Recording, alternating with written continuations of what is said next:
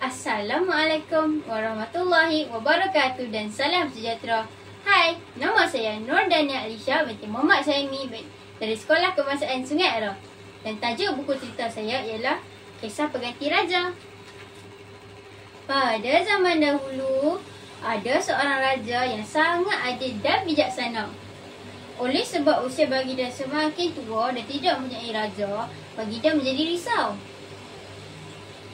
Selepas bersyarat dengan para penasihatnya, baginda mendapat satu idea. Baginda telah memanggil semua pemuda di negeri itu. Baginda mengenai mereka satu bekas kecil. Baginda menitahkan mereka balik dan menanam biji benih di dalam bekas kecil itu. Pemilik pokok yang paling besar dan subur akan dipilih menjadi pengganti baginda. Kesemua pemuda pulang dalam keadaan gembira. Salah seorang pemuda itu bernama Yasir. Yasir pemuda yang jujur. Dia menanam semua biji benih itu. Pada setiap hari, dia menyiramnya tanpa jemu walaupun biji benih itu masih tidak bertunas. Yasir tetap tidak berputus asa.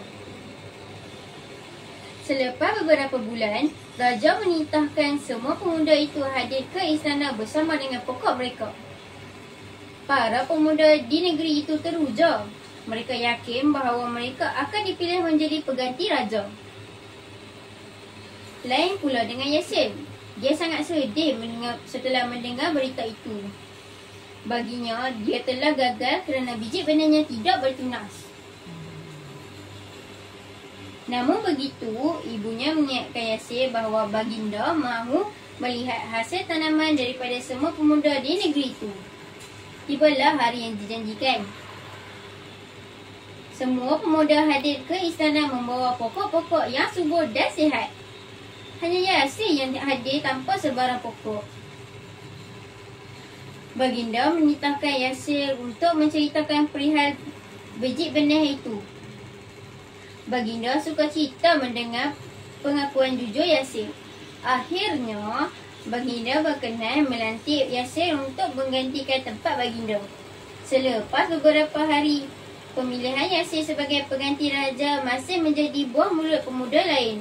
Ibarat rumah siap, pahat berbunyi. Pengajaran dari cerita ini ialah sentiasa berusaha dan jangan berputus asa. Kerana berusaha itu adalah tangga kejayaan. Sekian daripada saya. Terima kasih.